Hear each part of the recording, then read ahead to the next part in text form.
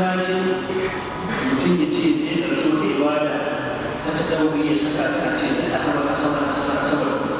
nan ya ce asabar kawai a nan da ake da magana. Amma idan Allah ya kawo ta munasaba ta alkhairi irin wannan misali kuma an gaba na arafa wata ranar tabbatar fada cikin su shawari dinnan idan ta fada da asabar cikin yasa ce da ta asabar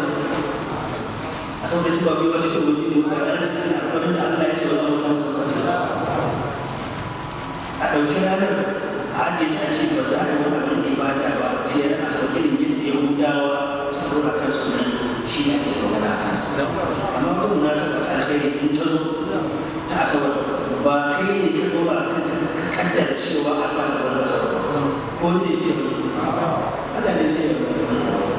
kula da wannan wani ba ta ranar asabar rana ce ta arafa kuma ranar arafa wata shugaba alaihi salatu wasalam ya ce da mu duka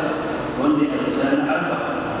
da ikhlasi da neman kyakkyawan sakamakon Allah ana fatan azumin ranar arafa yana kawo wa wani ya kuma zama shekara baya da shekara da hadisin nan ce da mu wanda aka saba